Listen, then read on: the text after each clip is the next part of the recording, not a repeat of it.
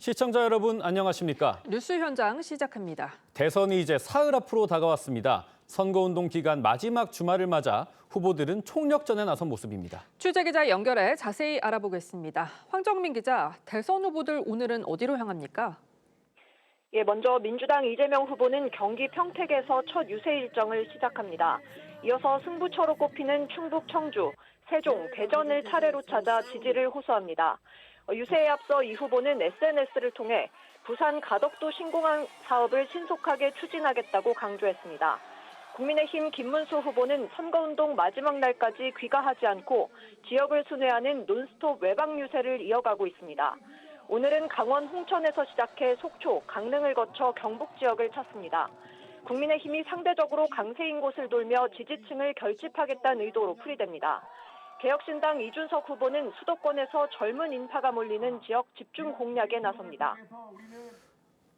네, 황 기자, 지금 마지막이다 보니까 각 당 공방도 점점 더 치열해지는 것 같습니다. 그렇습니다. 민주당은 어제 한 매체에서 보도한 일부 시민단체의 댓글 조작 의혹을 언급하면서 김문수 후보와 국민의힘은 이 단체와 무슨 관계인지 밝히라며 공세를 집중했습니다. 반대로 국민의힘은 김문수 후보의 배우자 설란영 씨 관련 발언으로 여성 비하 논란에 휩싸인 유시민 씨를 향해 사과를 빙자했지만 결국 자기 말이 맞다고 한 거라고 비판했습니다. 개혁신당은 이준석 후보의 여성 신체 관련 발언을 고발한 민주당을 무고 혐의로 맞고발했습니다. 지금까지 정치부에서 전해드렸습니다. 자, 어제까지 이틀에 걸친 사전투표가 끝났고 대선은 사흘 앞으로 다가왔습니다. 본투표 전 마지막 주말을 맞아 후보들은 전국을 누비면서 총력전에 나서고 있습니다. 논란을 나눈 후보들의 발언이 막판 표심에 어떤 영향을 줄지 주목되는데요. 전문가들과 자세히 짚어봅니다. 강전의 국민의힘 대변인, 김진욱 민주당 중앙선대위 대변인, 임승호 개혁신당 대변인 나오셨습니다. 안녕하십니까? 안녕하세요. 반갑습니다. 네, 대선을 앞둔 마지막 주말, 이재명 후보는 수도권과 충청권을 찾았고 김문수 후보는 강원과 경북 지역에서, 이준석 후보는 수도권에서 젊은 층과 중도층 공략에 나섭니다. 막판 총력전을 벌이고 있는데 각 당은 어떤 전략으로 임하고 계신지 먼저 답변 부탁드립니다. 이제 투표까지가 사흘밖에 남지 않았기 때문에 네. 남아있는 사흘 동안에 최선을 다해서 이재명 후보가 얼마나 준비가 되어 있는지, 또 이 지난 12.3 비상계엄을 통해서 만들어진 이번 6.3 대선이 왜 새로운 대한민국으로 나가야 되는지, 또 그러기 위해서 그 과정 속에서 이재명 후보가 왜 당선이 되어야 되는지에 대해서 좀 더 설명을 좀 충분히 드릴 수 있는 시간들이 그 시간들을 지금 만들고 있는 중이고요. 그런 시간들 속에서 저희가 오늘은 이제 경기 남부 지역을 통해서 충청 지역으로 내려가고 내일은 네. 충청 지역을 시작으로 해가지고 영남 지역으로 내려갈 계획입니다. 네. 지금 이제 마지막 그 주말이기 때문에 이 주말을 통해서 충분히 유권자들께 이재명 후보가 앞으로 만들 진짜 대한민국은 어떤 비전을 갖고 있는지, 또 경제를 어떻게 회복 성장시킬 것인지에 대해서 다시 한번 말씀드리는 기회를 갖도록 하겠습니다. 네, 국민의힘은요? 저희 김문수 후보 같은 경우에는 오늘 강원도의 북쪽부터 남쪽으로 이제 쭉 내려가는 유세를 하게 되는데요. 마지막에는 또 포항의 초계기 사건과 관련해서 유족들을 만나는 시간도 가질 것으로 보입니다. 지금 저희는 어쨌든 전통적인 지지층들에게 계속적으로 어필하는 모습들을 보여드리고 있습니다. 최근에 단일화가 무산이 되는 과정에 있어서 어떻게 보면은 마지막에 이재명을 막기 위해서는 김문수에게 힘을 실어 주십시오. 이런 메시지들이 보수 지지층에 필요한 부분들이 있기 때문이라고 생각을 하고요. 그리고 저희는 말씀드릴 그 유세 현장이 하나가 더 있는데요. 네. 설란영 여사가 최근에는 유세 현장에 나오고 있습니다. 오늘 같은 경우에는 은평, 마포, 영등포, 보라매 공원, 그리고 마지막에는 중앙대병원 앞에 집중 유세까지 나가게 됩니다. 네. 지금 어쨌든 국민들께서 이재명 대표 개인뿐만이 아니라 가족에 대한 의혹들이 계속 나오고 있는 것이고, 거기에 있어서 반대적으로 김문수 후보 같은 경우에는 가족들마저도 파파미, 파도 미덕만 나오는 이런 것들로서 국민들께 어필을 하고 있는데, 특히 우리 이따가 다시 이야기하겠지만 유시민 씨라든지 서른들이 나오고 있기 때문에 네. 더 설란영 여사에 대한 이미지가 좋아지는 것도 사실이거든요. 적극적인 유세를 통해서 중도 확장적인 목소리도 낼 수 있을 것이다라고 생각합니다. 네, 임 대변인. 네, 아무래도 이준석 후보는 현재 월미도 지역 그리고 안양, 수원 지역을 중심으로 수도권 유세를 지속해서 펼치고 있습니다. 사실 이준석 후보는 미래세대라는 타이틀을 걸고 굉장히 미래지향적인 정책과 공약을 펼치면서 이재명 후보와 김문수 후보와 달리 미래를 향한 선택이라는 것을 강조하고 있는데요. 결국에는 최근 있었던 어떤 이재명 후보와 관련된 논란들 그리고 유시민 작가와 관련한 논란들을 보면서 일종의 진보 진영의 민낯이 드러났다라는 평가도 드러나고 있습니다. 이러한 상황에서 결국에는 그런 민낯이 드러난 진보 진영을 막을 사람은 김문수 후보가 아니라 이준석 후보, 이재명 후보를 대선과 지선에서 이미 막아본 경험이 있는 이준석 후보라는 것을 강조하고 있고요. 또 수도권과 청년 그리고 중도층을 중심으로 이준석 후보의 지지세가 굉장히 확산되고 있다고 저희는 평가하고 있기 때문에 이런 어떤 지역을 계속적으로 방문하고 또 청년층과의 교감을 지속적으로 확대해 나가면서 결국에는 이재명 후보를 막을 사람은 미래 세대인 이준석 후보밖에 없다라는 것을 강조하고 있습니다. 네, 후보들과 해당 진영 인사들의 발언이 막판 표심의 변수로 부상하고 있는데요. 어제 이재명 후보는 내란에 대해 책임이 있다면 처벌해야 한다고 말했습니다. 들어보시죠. 첫째는 처벌된다는 걸 확실히 보여줘야죠. 그러니까 다 골라내야죠. 그러니까 주요 임무 종사자급 정도는 다 골라내고 실제 책임이 있는 사람들은 아직도 지금 많이 숨어 있어요. 그런 걸 다 찾아내서 규명하고 책임을 묻고 저는 특검을 해야 된다고 보죠. 국민의힘이 거기에 누군가 동조했다고 생각해요. 이거 엄정하게 규명해서 처벌해야죠. 자, 이재명 후보 말씀은 내란에 대한 책임자를 찾아내야 한다. 책임을 묻고 특검까지 해야 된다 이건데 대선을 코앞에 두고 이번 대선은 비상계엄 때문에 만들어진 것이다. 이 취지를 좀 강조하시려는 걸로 보여요. 뭐 그런 것도 있고요. 또 한 가지는 이 계엄이 이렇게 쉽게 이루어질 수 없게 만들어야 되는, 재발을 방지해야 되는 그런 것도 다시 한번 강조가 되어야 될 필요가 있다라는 겁니다. 네. 특히 그런 차원에서 이재명 후보가 지난번 개헌안을 발표할 때 계엄의 요건을 상당히 어렵게 만들어야 되겠다라는 부분도 있었던 것이고요. 특히 지금 윤석열 전 대통령 또 김용현 전 국방부 장관 그리고 이번 계엄에 가담을 했다고 하는 군 장성들 일부 몇 명은 지금 수사를 받고 재판을 받고 있습니다만 여전히 이번 12.3 비상계엄과 관련해 가지고 중요 임무에 종사했다고 의심되어 있는 사람들, 이 사람들에 대한 충분한 수사가 이루어지고 있지 않다라고 지금 보고 있습니다. 그런 부분들이 충분히 수사가 진행이 돼야 되는 것이고 그런 분들을 포함해 가지고 앞으로 지금의 그 검찰 또는 경찰 그리고 공수처가 각각 이렇게 그 수사를 진행하는 모습 가지고는 충분히 12.3 비상계엄 전말을 밝히는 건 좀 부족하다. 그런 차원에서 특검이 필요하다라는 입장이고 그 특검 과정들 속에서는 아마도 그 내란 부분 외에 외환 유치와 관련된 부분도 일정하게 수사가 좀 이루어져야 되지 않을까 싶습니다. 네, 그런데 또 눈에 띄는 게 이재명 후보는 국민의힘에서도 누군가 내란에 동조했다고 생각한다면서 특검 수사가 필요하다 이런 입장이에요. 그렇죠. 조금 아까 우리가 영상에서 본 이재명 대표의 워딩 중에 이재명 대표의 본 뜻이 있다라고 생각합니다. 뭐라고 얘기했냐면요. 지금도 많이 숨어 있어요. 그런 걸 다 찾아내서 규명하고 책임을 묻고 찾아내야 된다라고 표현을 했거든요. 윤석열 전 대통령 그리고 김용현 전 장관이라든지 사령관들 이미 기소가 돼서 재판을 받고 있는 상황입니다. 이재명 대표가 최근에 기자회견에서 정치 보복은 없다라고 이야기를 했어요. 그런데 지금 기존의 검찰을 믿지 못하겠고 특검을 해야 된다는 이야기를 하면서 심지어 찾아내야 된다라고 표현을 하고 있습니다. 이게 무슨 뜻일지 이미 우리 국민들께서 다 알고 계실 거라 생각하고요. 정치 보복하지 않겠다라는 말이 얼마나 진정성이 없었던 것인가 여기에 대해서 다시 한번 말씀을 드리고 싶습니다.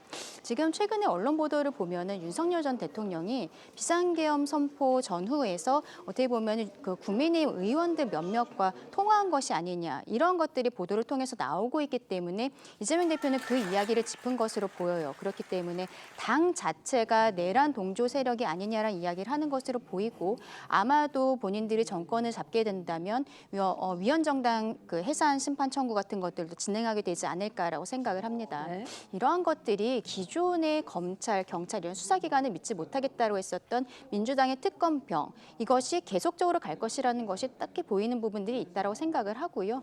결과적으로는 정치 보복에 불과하다. 이것들이 참 진정성이 없다라고 다시 한번 말씀드립니다. 네, 일각에서는 막판 굳히기, 지지층 다지기를 위해서 이 내란 프레임을 다시 가동한 거 아니냐 이런 분석도 있거든요. 이재명 후보에게 득이 될 거라고 보시는지요?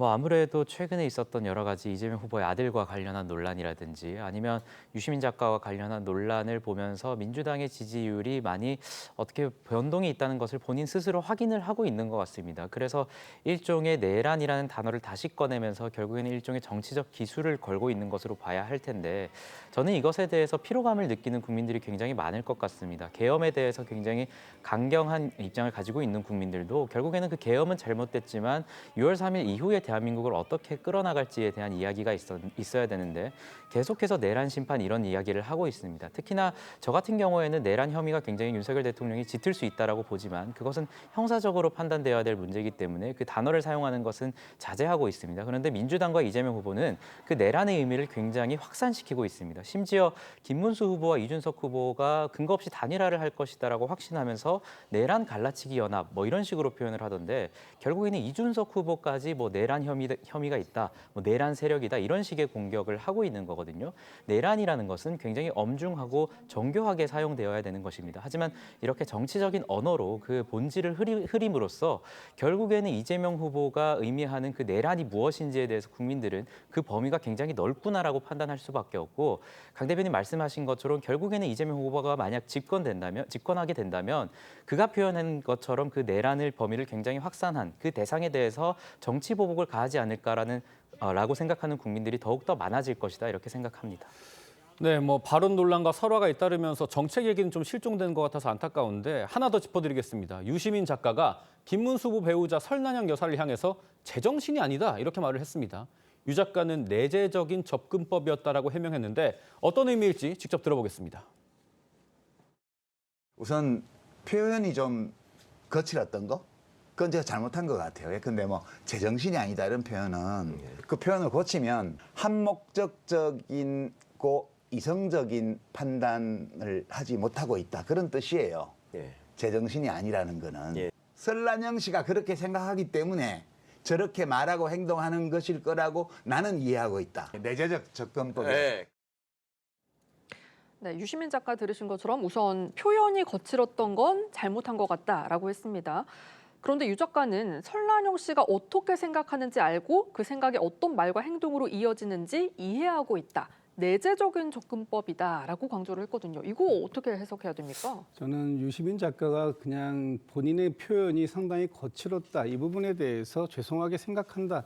이 정도까지만 말씀을 하셨으면 딱 좋지 않았을까라는 생각을 합니다. 네. 사과를 할 때는 뒤에 사족을 붙이는 것보다는 깔끔하게 사과를 정확하게 하는 게 좋다라고 보는데 유시민 작가가 얘기하고 있는 내재적 접근이라는 것 사실 본인이 이제 마치 지금 이제 본인이 얘기하고자 하는 소위 설난영 여사의 입장이 되었을 때 본인은 이렇게 생각할 것이다라고 지금 얘기한 거잖아요. 네네네. 그런데 누군가에게 빙의를 한다고 하더라도 똑같은 사람이 될 수는 없는 것처럼 이 부분에 대해서 본인의 생각을 얘기한다고 하는 것이지 그것이 설난영 여사의 생각하고 정확하게 일치한다 이렇게 볼 수 없는 상황이라면 굳이 그런 접근법으로 말을 했어야 하는가라는 부분에 있어서는 저는 좀 그 아쉬움이 있다는 말씀드리고 다만 지금 유시민 작가가 하고자 했던 얘기는 설난영 여사가 어떤 노조 활동을 했음에도 불구하고 노조를 폄훼하는 것 같은 그런 비유를 들어서 얘기했던 것을 비판적으로 얘기하는 과정들 속에서 나왔다라는 점도 또 한번 같이 이해를 해볼 필요는 있겠다라는 생각이 듭니다. 표현하고자 하는 바를 말하는 데서 좀 조심스러워야 조심스러워야 했다라는 비판은 하시는 것 같아요. 그렇습니다. 임승호 대변인님 좀 어떻게 보셨는지 궁금합니다. 저는 언제부터 유시민 작가의 직업이라는 것이 심리 분석가로 변모하셨는지 좀 묻고 싶습니다. 심지어 심리 분석가나 정신과 전문의 같은 경우에도 방송이나 공개적인 장소에 대해서 어떤 사람에 대해서 그 정신을 분석하고 공표하는 것은 굉장히 신중하고 사실상 금지된 영역이거든요. 하지만 저 사과를 빙자해서 또다시 설난영 여사 김문수 후보에게 상처가 될 수 있는 발언들을 하고 있어요.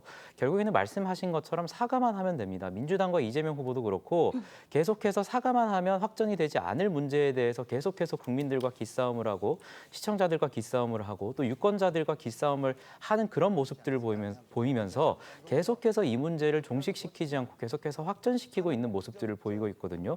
유시민 작가가 무슨 자격을 가지고 설난영 여사의 어떤 심리를 분석하고 그런 행위를 한다는 것이죠. 본인은 어떤 친분이 있어서 그런 행위를 했다라고 취지의 발언을 하는 것 같던데 아무리 친분을 가지고 있는 친구라 하더라도 그 심리에 대해서 본인이 어떤 판단을 하거나 그것을 공표하는 행위는 어떠한 행위로도 정당화될 수 없습니다. 이것은 명백히 그들이 굉장히 강조하던 여성 혐오, 여성 비하 발언에 당연히 속한다라고 볼 수 있고 오히려 이준석 후보에게 굉장히 무슨 여성 혐오, 여성 비하다 이런 공격들을 최근에 하시는데 본인들과 굉장히 가까이 있는 유시민 작가에 대해서는 왜 명백하게 이것이 여성 혐오, 여성 비하라고 명백하게 권영국 후보처럼 입장을 내시지 않으시고 뭔가 모호한 태도로 계속해서 일관하고 있는지에 대해서 유권자들은 그 이중적 태도에 대해서 분명히 판단하고 계실 거다라고 생각합니다. 네, 그런데 유시민 작가 해명은 노동자가 명문대 나온 남자와 혼인하면 신분이 상승한다라고 말한 게 아니다.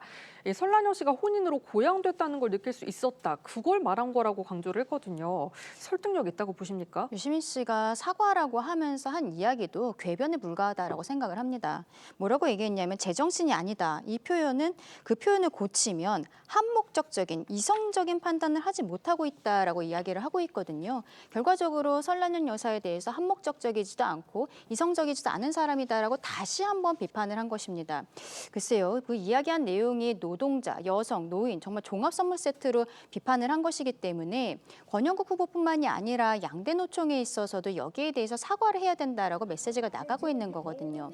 근데 민주당 입장에서는 이분이 지금 유시민 씨가 왜 방송에 나와서 이런 이야기를 했겠습니까? 김문수가 아닌 이재명을 당선시키게 해주십시오. 유권자들에게 이렇게 호소하기 위해서 나와서 이야기하는 과정에 있어서 실언이 있었던 거잖아요. 근데 민주당에서는 민주진영 스피커들이 발언에 신중해야 된다. 이 정도 표현만 나오는 거예요. 이것이 굉장히 여성과 노동자, 노인에 대해서 비하하고 있는 표현이라는 것에 대해서 정확히 이야기를 하지 않고 있습니다. 저는 이 상황을 보면서 예전에 박원순 전 서울시장 때 피해 호소인이라는 단어를 민주당에서 만들었던 것, 네. 그때가 생각이 나요. 본인들은 진보 진영이라고 계속적으로 인권에 대해서 소수자 인권에 대해서 어떠한 더 보호하고 있는 것처럼 이야기는 하고 그런 이미지와 프레임을 만들고 있습니다만 이러한 단어에 대해서는 아무런 표현도 하지 못하고 있는 이 상황이 지금 민주당의 민낯이다라고 말씀드리고 싶습니다. 뭐 위선을 지적해 주셨는데 말씀하신 것처럼 보수와 진보 진영 막론하고 비판이 나오고 있습니다. 윤희숙 국민의힘 여의도 연구원장은요. 유시민 이사장에게 필기 노트를 빌려주면서까지 대학을 졸업할 수 있게 도왔는데 이렇게 후회된 적이 없다 이렇게 말을 했고 두 분 언급해 주신 것처럼 권영국 민주노동당 후보도 여성을 주체성 없는 존재로 상정하고 조롱하는 것이다라고 비판을 했습니다. 당사자인 김문수 후보는요. 김문수가 설난영이고 설난영이 김문수다 이렇게 반박을 하면서 우리 아내가 자랑스럽다 유세 도중에 울먹이기도 했습니다. 직접 보시죠. 제 수발도 들고 먹고 살고 애 키우면서 이렇게 어렵게 해가지고 오늘의 제가 있는 겁니다. 이런 제 아내가 뭐 잘못한 거 있습니까, 여러분?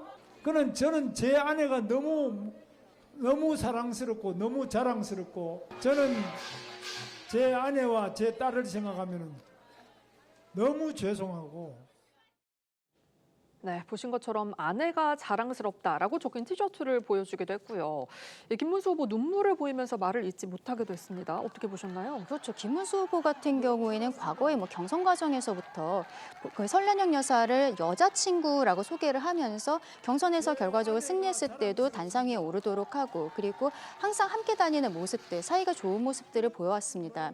그런데 본인이 대선 후보가 되었다는 이유로 설난영 여사가 이렇게 모욕적인 표현들을 받는 것에 있어서 굉장히 좌절하고 이런 감정적인 표현들이 있었을 것이라고 생각을 해요. 과거에 노무현 전 대통령의 경우에도 선거 과정에 있어서 처가와 관련된 의혹들이 있었을 때 그렇다면은 사랑하는 아내를 버리라는 말입니까? 이런 표현을 쓰면서 또 많은 분들의 공감을 이끌어내기도 했거든요.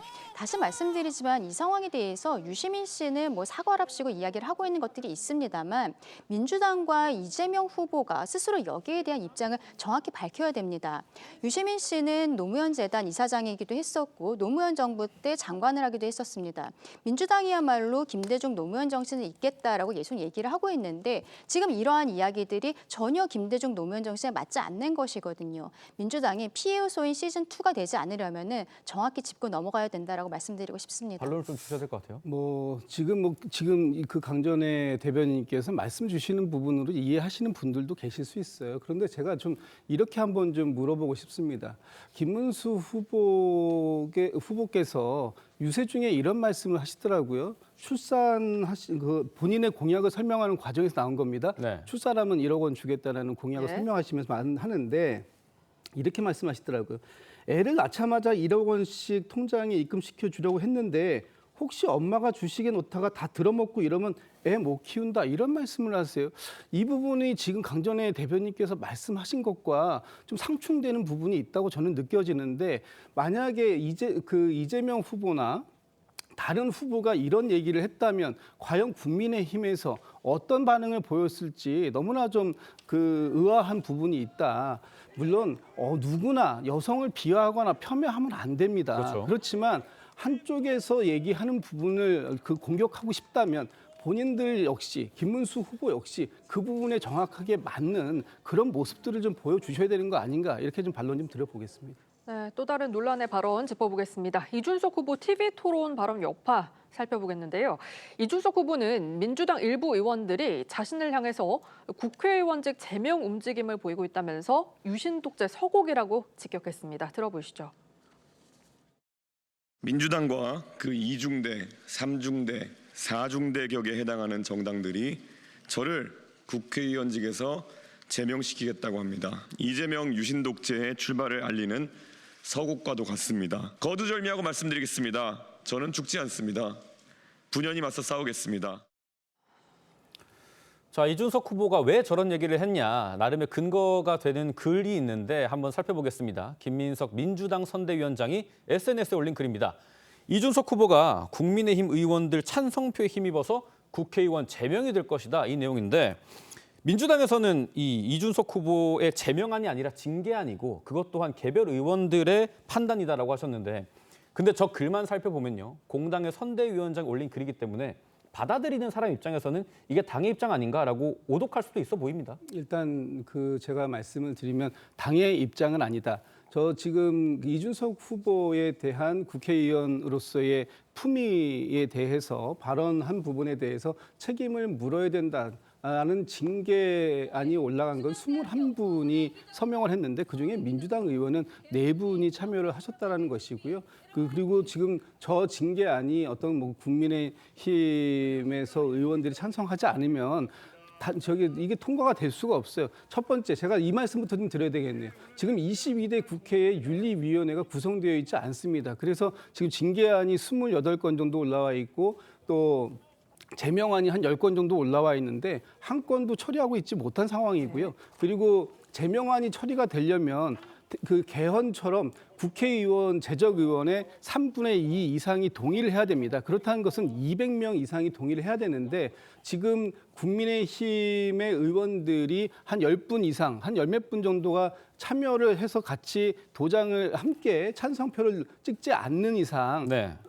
이제 이준석 후보를 제명시킬 수 있는 방법이 없어요. 그렇다면 지금 이 문제는 이준석 후보를 반드시 제명시키겠다 이런 측면도 아니었고 또 국민의힘의 여러 의원들께서 이 부분에 대해서 찬성해 주시지 않는다면 통과될 수도 없는 사안을 가지고 이준석 후보가 마치 본인이 엄청난 부당한 탄압을 받는 것 같은 그런 지금 모습을 프레임을 만들고 있는 것인데 이 부분에 대해서는 이준석 후보가 본인이 싸워야 할 것은 본인이 그 실언으로 뭐 저는 실언이라고 봅니다만 네. 본인이 내뱉었던 말에 대해서 책임을 지는 것이에요. 그 부분에 대해서 책임지라고 하는 그런 이 다른 동료 의원들의 목소리에 그 부분에 자기 자신을 재갈을 물린다라고 비판하는 것은 좀 이치에 맞지 않는 그런 비판이다 이렇게 보고 있습니다. 뭐 개혁신당에서는 법적 조치까지도 나서신 걸로 알고 있습니다.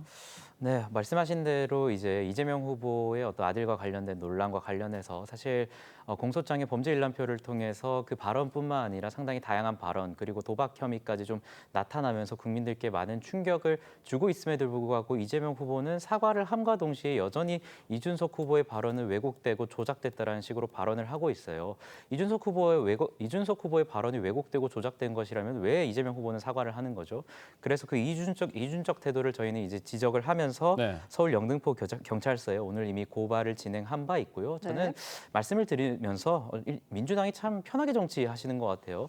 대법관 증언 논란 있을 때도 의원 통해서 살짝 운 띄어봤다가 논란되니까 그거는 당과는 상관없다 하면서 철회시켜버리고 지금 이 징계한 것 같은 경우에도 명백하게 이 공동선대위원장인가요? 김민석 의원 이분의 어떤 발언이 있음에도 불구하고 운 띄었다가 논란이 될 것 같으니까 또 철회해버리고 뭐 이런 식의 정치를 계속 하고 계신데 그 본인들의 어떤 과다한 그 의석을 자랑하면서 이런 식의 정치를 하고 있는 것에 대해서 국민들이 분명히 판단을 할 것이다라고 생각을 하고 있고요. 그리고 김 대변인 말씀하신 것은 결국에는 그 징계안은 사실상 통과가 될 수 없다라고 말씀을 하고 계신데 그렇다면 사실상 통과가 될 수 없는 그 징계안을 왜 민주당 일부 의원들은 동의를 하고 있는 것이죠? 스스로 지금 정치적 퍼포먼스라는 것을 인정하고 계신 것이에요. 결국에는 본인들이 처음에는 굉장히 흥분을 해서 이준석 후보를 징계하고 제명하려고 하다가 일종의 그것이 사실로 드러나고 역풍을 맞을 것 같으니까 지금 또다시 꼬리 내리기를 하면서 제대로 된 사과도 하지 않고 그냥 꼬리 자르기를 하고 있는 것이거든요. 그래서 저는 민주당이 이런 식으로 정치 참 편하게 정치하시는 네. 거는 좋은데요. 저는 이 부분에 대해서 국민들의 판단이 분명히 있을 것이라고 생각합니다. 이번에 그 이준석 후보가 그 토론회 과정에서 이야기했었던 그 워딩 자체가 저는 어쨌든 생방송에서 전 국민이 보고 있는 가운데 어떠한 배경 지식 없이 갑작스럽게 이야기가 나온 것은 문제였다라고 생각을 합니다. 다만 그것이 그 이후에 공소장이라든지 벌금 500만 원형이 확정됐다라는 것. 이것을 네. 이제 전 국민께서 한 2, 3일 전에 처음 알게 되신 거예요. 그러면은 그 이재명 대표 입장에서는 이 아들의 의혹에 대해서 본인이 사과를 할 것은 사과를 하고 해명을 할 것은 해명을 해야 되는데 그 과정에 있어서 처음에 조승래 의원이 이 표현이 왜곡한 것이다. 이준석 후보는 사실과 다르게 이야기했다고 이야기하는 게 여성이 아니라 남성에 대한 혐오 표현이었기 때문에 이것이 거짓이라는 거예요. 여기에 대해서 국민들께서 받아들이실 수 있을까요? 그리고 본인에 대해서는 그 기소되고 재판받는 것들을 법을 아예 없애버리면서까지 이게 유죄 판단을 못 나오게 하겠다는 것 이런 방탄을 민주당이 하고 있으면서 이준석 후보에 대해서는 역시 허위사실 유포라고 하면서 고발하겠다라고 이야기하고 있는 부분들 이런 것들이 참 국민들의 눈높이에 맞지 않는다라고 말씀드리고 싶습니다. 그리고 하나 더 말씀드리고 싶은 게 네. 아들에 대한 그 댓글 논란은 사과로서 마무리할 수 있는 문제라고 해도 이 벌금 500만 원 받은 것에는 상습 도박 혐의가 병합이 되어 있거든요.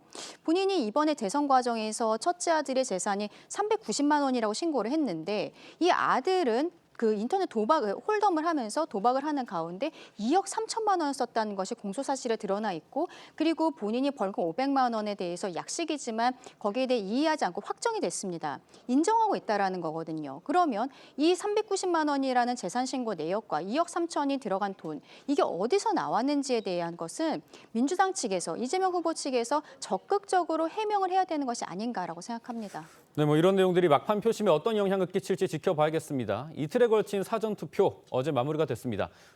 최종 투표율이 34.74%입니다. 역대 두 번째로 높은 수치인데 금요일은 첫날에는 최고치를 기록했단 말이죠. 목요일이죠. 근데 이제 금요일 둘째 날은 좀 주춤했습니다. 민주당에서는 이 투표율이 조금 꺾인 거 이유가 뭐라고 보십니까? 일단은 첫날 굉장히 그 투표 열기가 높아서 아마도 역대 최고의 사전 투표율을 기록하지 않을까라는 기대감도 있었습니다만 역시 이 평일 이틀 동안 진행되는 사전 투표였다라는 것에 대한 어떤 한계 그런 부분들이 있었던 게 아닌가 싶습니다. 싶습니다.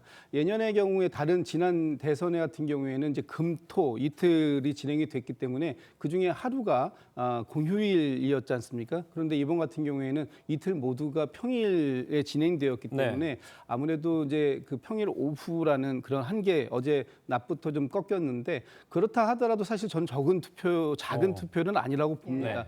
34%라면 지난번 윤석열 전 대통령의 대선에서 36% 정도 나왔기 때문에 불과 거기에 한 1~2% 정도 부족한 그런 상황이기 때문에 평일에 한 것은 치고는 상당히 높았다. 그만큼 이번 대선에 참여해야 되겠다라고 생각하시는 유권자들의 열기가 상당히 높다라는 것이고요. 특히 일부 지역 같은 경우에는 한 55%가 넘는 지역도 있었고 또 대구 같은 경우에는 한 24~25% 정도로 상당히 낮은 지역도 있었는데 이것이 이제 6월 3일 앞으로 다가온 그 본투표에서 어떻게 마지막까지 이 투표가 진행이 될지 그런 부분들에 대해서는 좀 더 지켜볼 필요는 있겠다라는 생각이 듭니다. 네, 국민의힘에서는 어떻게 전망하시나요? 조금 아까 이제 표로 보여주셨는데 대구 같은 경우에는 호남 지역에 비해서 반 정도밖에 되지 않는 25% 정도만 사전 투표를 하신 것으로 보입니다. 근데 여기에 대해서는 뭐 보수층의 김문수 후보에게 실망하셔서 투표장으로 나오지 않는 것이 아니냐라고 민주당 측에서는 이야기하고 있는 것으로 보이는데 저희는 전혀 그렇게 생각하지 않고 그동안에도 사전 투표율이 이 지역에 많이 좀 낮았던 것도 사실입니다. 그리고 이번에도 역시 선관위가 선거 관리를 제대로 하고 있는지 굉장히 의문이 드는 부분들이 있는 거죠. 대치동에서는 투표를 해야 되는 그 관리를 해야 되는 공무원이 본인의 배우자의 신분증을 가지고 오전에 투표하고 오후에는 본인 신분증으로 투표를 하고 이런 것들이 적발되기도 했고 특히 크게 문제가 됐던 게 신촌에서는 이재명 대표가 사전 투표를 했던 지역이었는데 여기에서는 투표용지를 받고 그다음에 건물 밖에 나와서 식사를 하고 들어가고 이런 것들이 언론에 크게 보도가 됐어요. 지금 뭐 부정투표에 대한 이야기를 하려는 것이 아닙니다. 선거 관리 자체가 너무 어렵다라는 것이고 선관위가 이러한 선거에 대해서 제대로 공정하게 관리를 하는지 그동안에 뭐 직원들에 대한 가족 채용 의혹 그리고 근무 태만 의혹들 이런 것들이 계속적으로 제기가 됐었는데 이번에도 선관위가 이런 형태로 하고 있기 때문에 안 그래도 사전투표가 원래 많지 않은 지역에서 이번에 더 낮게 나온 것이 아닌가 생각을 하고요. 본투표에는 분명히 다시 참여를 하실 것이라 생각을 합니다.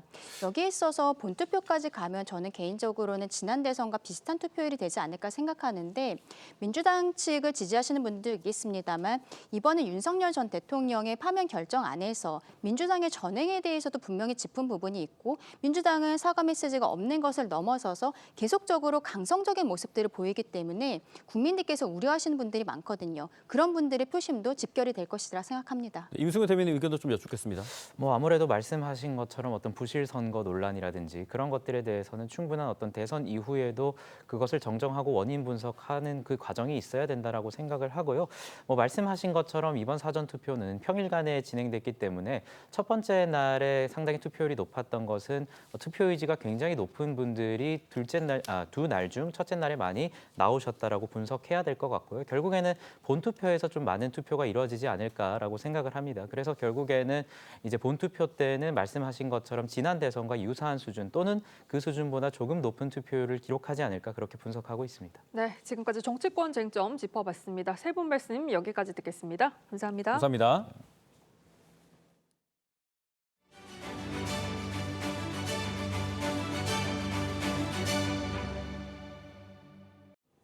서울 지하철 5호선 열차에서 방화로 추정되는 화재가 발생해 승객들이 대피하는 소동이 벌어졌습니다. 경찰은 용의자를 체포해 범행 경위 등을 조사하고 있습니다. 취재기자 연결합니다. 자, 송모빈 기자, 불이 난 건 언제쯤인가요? 네, 오늘 오전 8시 47분쯤 서울 지하철 5호선 여의나루역에서 마포역으로 가던 열차 안에서 불이 났습니다. 화재 원인은 방화로 추정됩니다. 목격자 진술을 종합하면 한 남성이 지하철 안에서 인화물질을 뿌린 뒤 라이터형 토치를 이용해 불을 지른 걸로 보입니다. 불은 객실 안에 있던 승객들이 직접 소화기로 끄면서 다행히 크게 번지지는 않았는데요. 열차 운행이 멈추면서 승객들은 철로 터널을 따라 대피해야 했습니다. 연기를 마시거나 대피 과정에서 찰과상을 입은 승객 21명이 병원으로 옮겨졌습니다. 방화 용의자는 화재 직후 달아났지만 여의나루역에서 경찰에 붙잡혔습니다. 경찰은 용의자를 현행범으로 체포하고 신원과 방화 경위 등을 조사하고 있습니다. 여의도역에서 애호개역을 오가는 열차는 복구 작업을 위해 한때 운행이 중단됐다가 현재는 운행이 재개됐습니다. 소방당국은 장비 74대와 인력 263명을 투입해 현장을 통제하고 열차 감식 등 추가 피해 방지에 나섰습니다. 지금까지 사회부에서 전해드렸습니다. 지금 서울 잠수교에선 TV조선이 주최하는 서울 푸드 페스티벌이 열리고 있습니다. 스타 셰프들이 음식을 선보이고 다국적 푸드 트럭이 마련됐는데요. 현장 취재 기자 연결합니다. 자, 조윤정 기자, 지금 축제 분위기 어떻습니까? 네, 이곳 잠수교에는 주말 미식 나들이를 즐기려는 시민들로 북적이고 있습니다. 반포 한강시민공원은 맛있는 음식 향기로 가득하고 푸드트럭마다 긴 줄이 늘어섰습니다. 오늘 행사에는 미슐랭 스타 셰프들이 직접 공들인 메뉴를 선보이고 탤런트 이창훈 씨도 요리에 동참했습니다. 하고 있는 멕시코 음식 중에 가장 남녀노소 좋아할 수 있는 타코를 준비했고요. 맛있게 즐겨줬으면 좋겠습니다. 이탈리아 요리 전문인 어윤권 셰프는 본인의 대표 메뉴인 까르보나라 파스타를 시민 200명에게 무료로 제공합니다. 독일과 인도네시아, 남아공 등 다국적 푸드트럭이 잠수교를 가득 메웠는데 세계 각국의 음식을 맛보려는 시민들이 몰리고 있습니다. 닭강정이랑 뭐 떡볶이 이렇게 막 여러 가지 시켜서 먹었는데 다 맛있었던 것 같아요. 대한민국 전통장의 대가 기순도 명인과 함께하는 간장김치 만들기 등 다양한 체험 프로그램도 마련됐습니다. 오늘만 약 5만 명의 시민들이 찾을 것으로 예상되는데요. 음식 외에도 한지공예 등 다채로운 즐길거리도 펼쳐집니다. 잠수교에서 열리는 TV조선 푸드 페스티벌 행사는 오늘 저녁 8시까지 진행됩니다. 지금까지 서울 잠수교에서 TV조선 조윤정입니다. 트럼프 미국 대통령이 다음 달 4일부터 수입산 철강과 알루미늄에 대한 관세를 25%에서 50%로 인상하겠다고 밝혔습니다. 지난 3월 25% 관세를 부과한 지 2달여 만에 2배로 인상하는 겁니다. 지난해 한국의 전체 철강 수출액 가운데 미국 비중은 약 13% 수준으로 한국 철강업계의 수출 상황은 더욱 힘들어질 것으로 우려됩니다.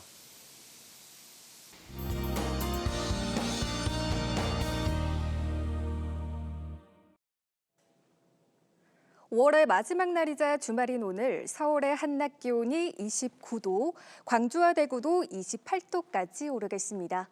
내일까지는 전국 대부분 지역의 낮 기온이 25도 이상, 많게는 30도 가까이 오르겠습니다. 볕이 강해 나들이 계획하신다면 자외선 차단에 신경 써주셔야겠습니다. 오늘 전국이 대체로 맑다가 오후부터 구름 많겠고요. 미세먼지 농도 좋음에서 보통 수준 예상됩니다. 다만 인천은 오후에 일시적으로 나쁨 수준이 예상됩니다. 오늘 한낮 기온은 서울이 29도, 청주와 대전, 창원이 모두 28도까지 오르겠습니다. 다만 해가 지면 기온이 빠르게 내려가니까요. 외출하실 때 얇은 겉옷 하나 챙기셔야겠습니다. 휴일인 내일도 전국이 대체로 맑겠고요. 모레는 충청과 남부지방, 제주를 중심으로 비가 내리겠습니다. 날씨였습니다. 5월 31일 토요일 TV조선 뉴스 현장은 여기까지입니다. 함께해 주신 여러분 고맙습니다.